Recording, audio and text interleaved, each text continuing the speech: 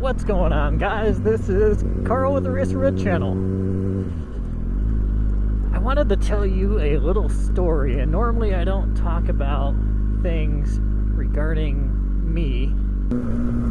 However, this story is a very interesting one, and I think it would be cool to tell you guys, although there's a lot of pretty messed up things that have happened.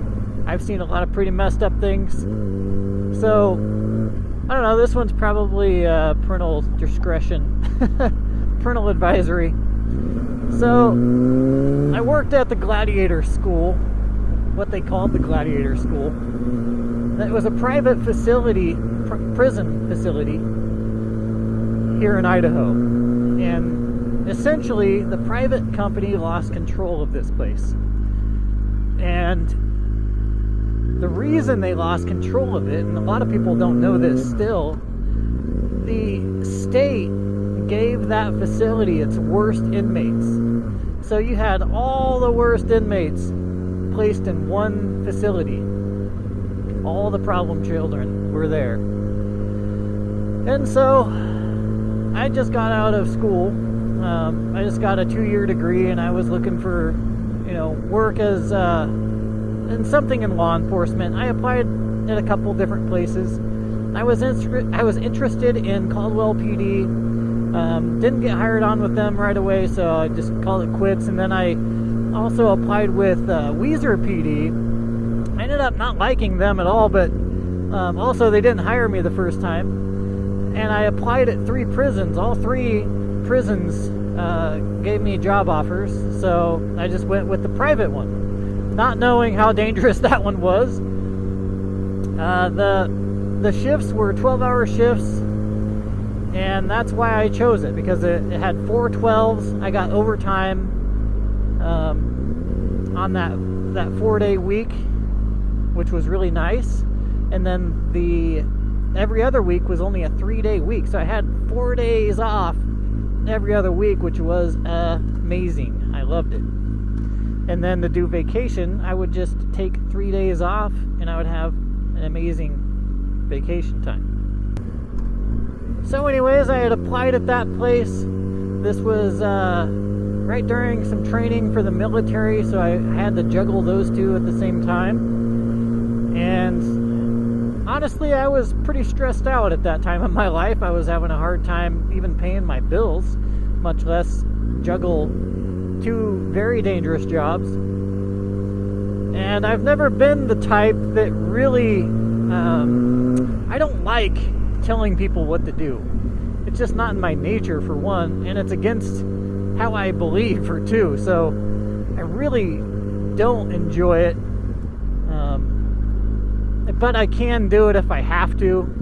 And so I had to shift gears, and I found myself in a weird spot where I was living with inmates, and I became kind of immersed in the inmate culture.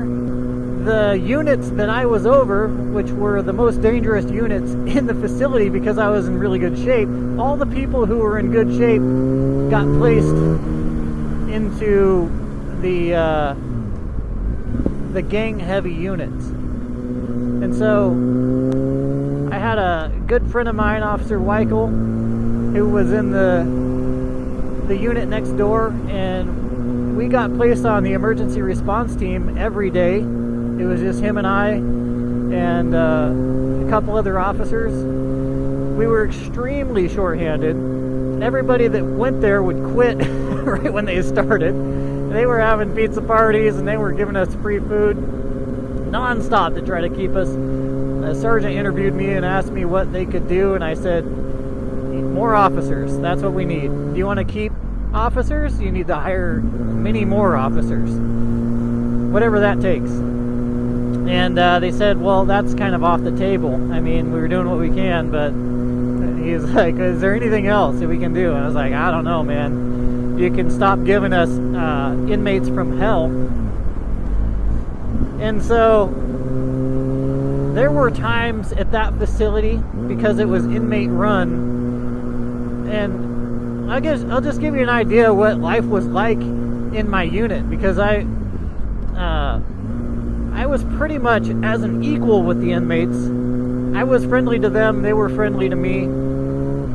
We had an understanding. No fighting, no banging each other, I'll put it that way, and no fronting me off. There's the 3 F's. And those were my rules. You don't call me out, don't fight, and don't do it. And everything was pretty nice until it wasn't, and they broke one of those rules, and then I had to go from 0 to 100, and it was screaming. It was just a fight.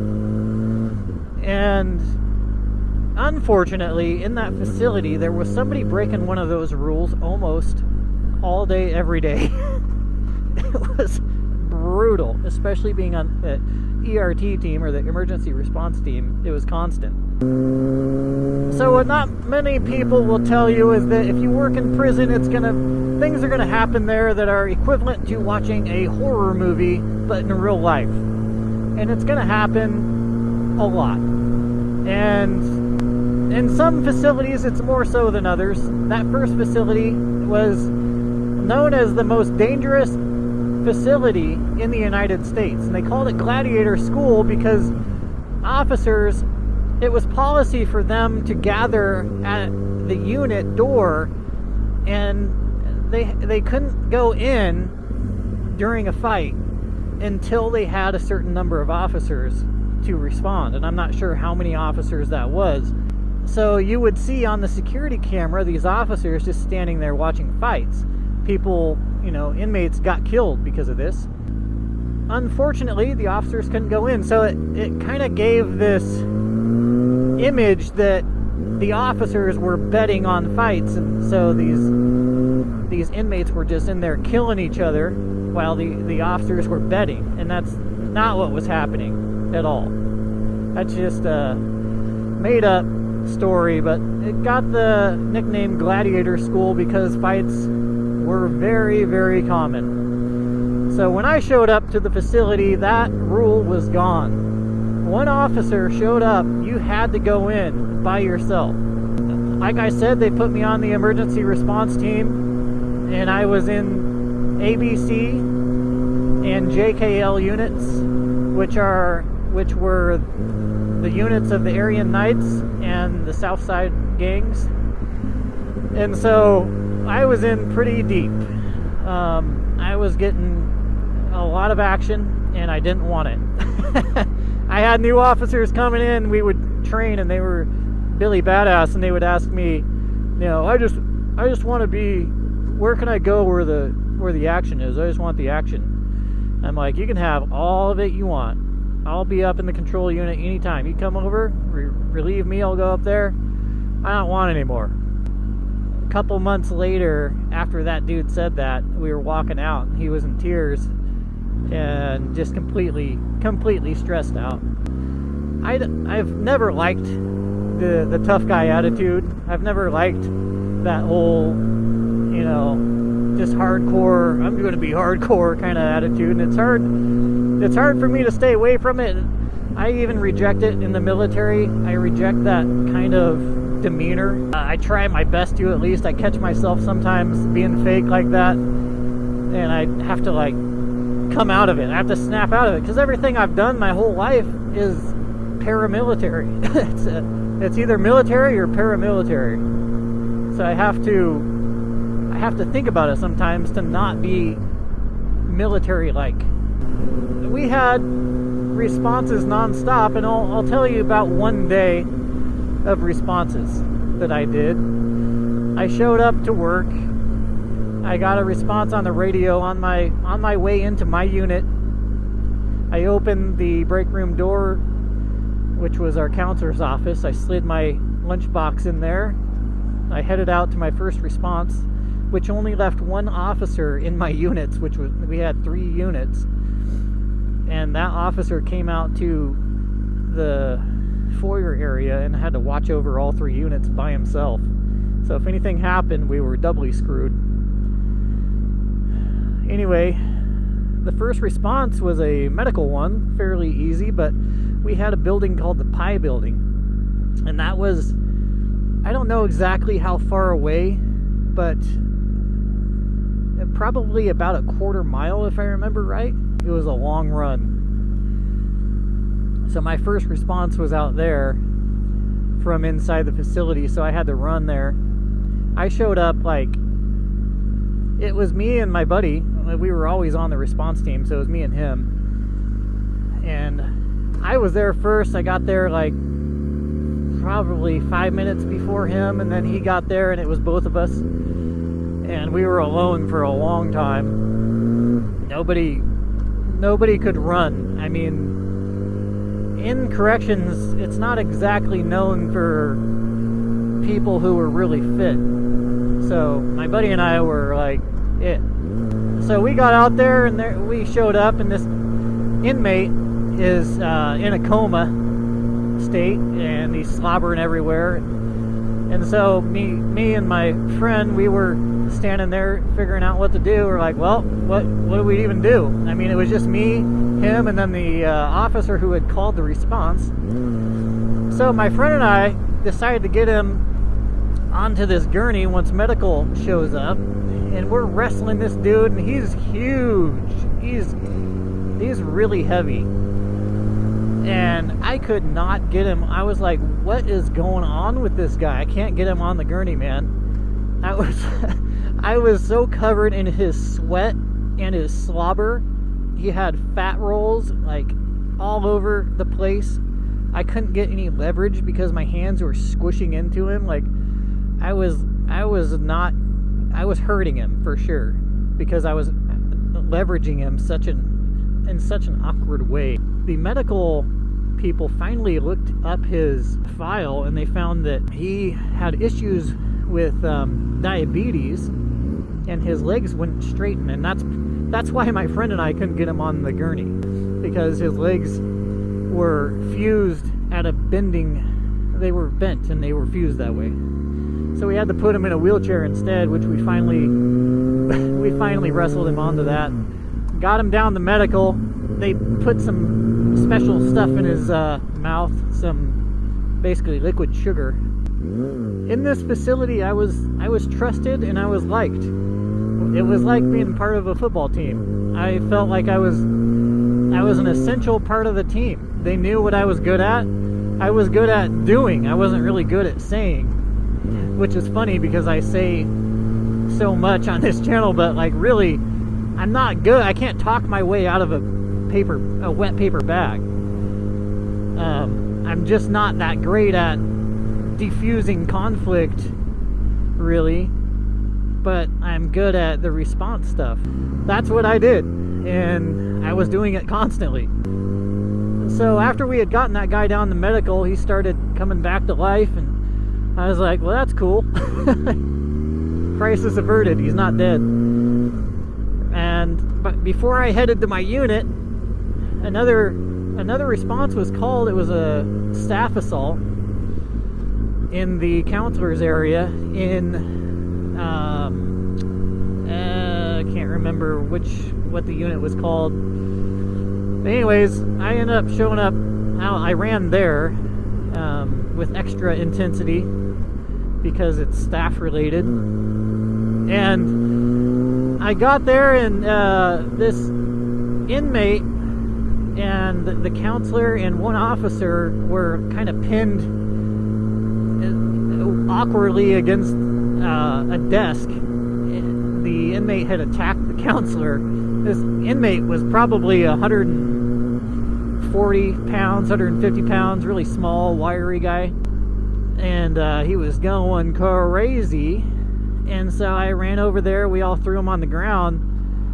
And we had one guy grabbing his legs. And I was holding on to his one of his arms. We actually got another officer in there by that time, and we got him on a board, a special, basically a gurney is what we had him on. He was not having it. He was flopping around. He was trying to spit on us. We had a spit mask on him. We put him in the suicide room, the suicide prevention room. I'm not sure what it was called. I can't remember. But it was a padded room. We put him in there, and of course the plexiglass is still hard, so he was somehow able to smash his face and put a bunch of blood all over the glass and pentagrams all over the room and random satanic symbols in blood all over the room. That was a lot of fun. But I got him in there. We basically just we didn't throw him in there, but we drug him quickly. I'll put it that way. We just really got him out of. We got him in. We got out. He immediately started with the craziness. I did not get back to my unit before another incident was called. And sometimes on this one, my memory is foggy because I remember going to one incident where a guy got uppercutted off the stairs and his teeth went through his lips, his lower lip, and there was blood all over the place. It was pretty gnarly looking, but my memory isn't.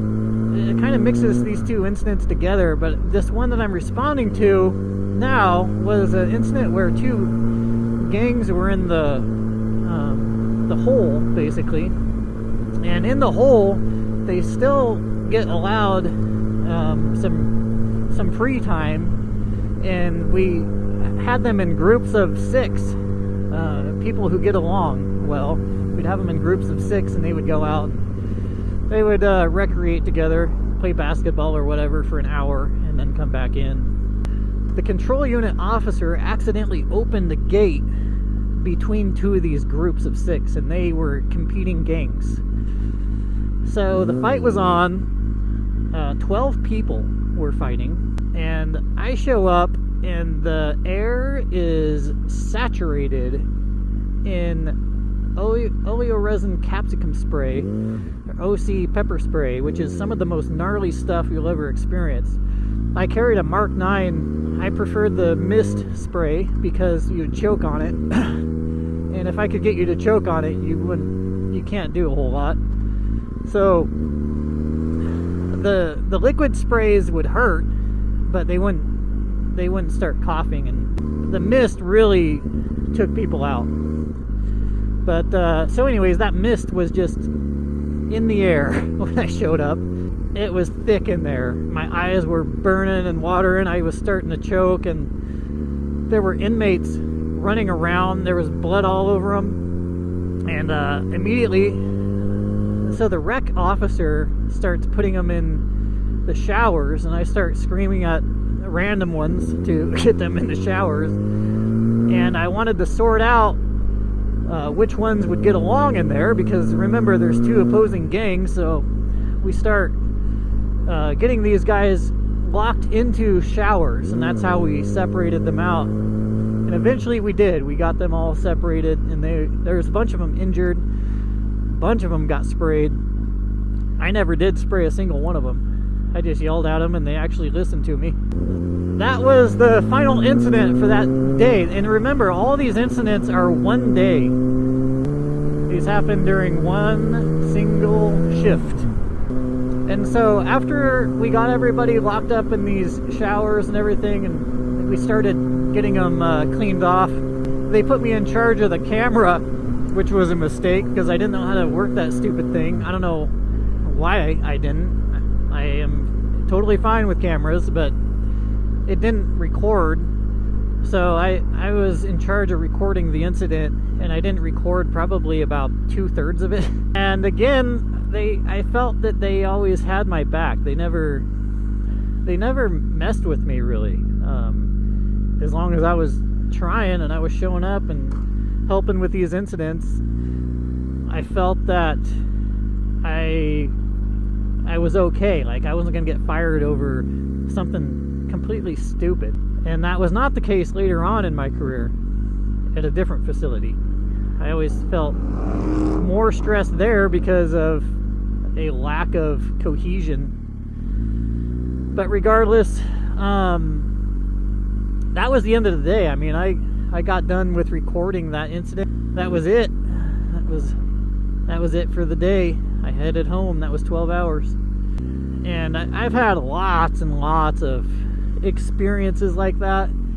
And I've had to go from 0 to 100 so many times. And I was never the type to want to yell at people for stupid stuff. It took something major, and I did respond well when things got hectic. It was inmate run. I mean, you would end up dead. The so-called tough guys would end up getting jacked up, and then they were no longer tough guys about a week later. That facility had OC certification where, so my first time, they had a level 1, 2, and 3 certification for OC spray. Level 3 was the first one, which was they put us in this little shed and sprayed the mist. That was gnarly. People were throwing up in that little tiny shed. We were in there like sardines. People were throwing up. We definitely knew what it was like to get hit with that stuff. And after that, that's one of the reasons I started carrying the Mark 9 mist spray, because I knew exactly what it was going to do to people. The liquids, like I said, they would hurt and they would make it so you couldn't really see, but the mist really messed people up. And so I loved using that stuff. But anyways, that level 3 was horrible. People were throwing up. I couldn't breathe. I thought I was going to choke to death. And then level 2 was the spray over our heads, and that was cake. That was a cakewalk compared to the level 3, because it just got on my head basically. Burned a lot, but that's it. And then there was level 1 where we had to take a direct hit in the face, and they piled it on your face. It was the foam that they used, and you blinked it into your eyes, and then you did an obstacle course where you had to fight off officers who were pretending to be inmates.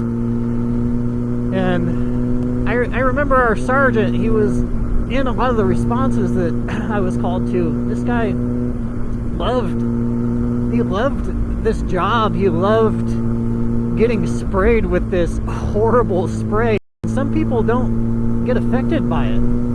He would just breathe it in. Even during a response, he would just breathe in really deep, and he was like, I love this stuff.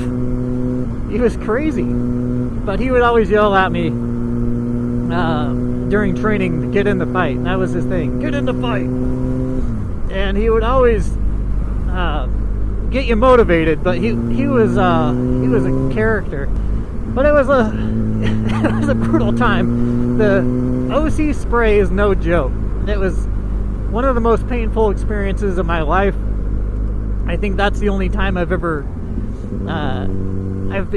been heaving with pain. I've broken stuff before. I've been all jacked up, and it's okay. Like I can still function. I'm the type that can just keep going, but with OC spray, man, I kept going and I got through the course, but I was literally heaving. I couldn't hardly take breaths because I was heaving so much in just pain. It was brutal. That stuff is gnarly, and it's no joke. Anyways, that's a short little snippet from my 2 years at the private facility. After that, I ended up going to an Oregon facility, and it was a breath of fresh air because it was so safe there. But the officers there had a lot of them had a real chip on their shoulder because they were so safe. They all acted like, well, I mean, it was pretty, to me, it's always been really clear what causes different behaviors in different officers. And I guess it's a good thing they behave that way, because it was just indicative of a safe environment where people could feel empowered to act that way. I didn't have that coming from the other facility. I knew my life was in danger. I didn't trash talk inmates. I always felt that my job was at risk there. I didn't feel like anybody had my back. In fact, when I was a new officer under my year, which, by the way, that new facility was, it was seniority based, so everything had to do with seniority, which was stupid. None of the other facilities I had been at were like that. I got thrown under the bus my first year. I was attempting to do right, and the sergeant, this dummy Mexican sergeant who eventually went on to be lieutenant, I don't know how, he should not be in charge of people, kept getting me in trouble, and then like his little cartel got me in more trouble. And after that all happened, I got interviewed over that garbage. It was so stupid. I was like, you guys are complete morons. That was under my year, and from then on I didn't do a single thing. I didn't lift a finger for those guys. They ruined me as an officer. I just showed up after that. But that's a quick short snippet of what it was like in that environment. Pretty brutal. And I have so many stories like that. I mean, like I said, it's like a horror movie, but in real life. And it's people die in there all the time.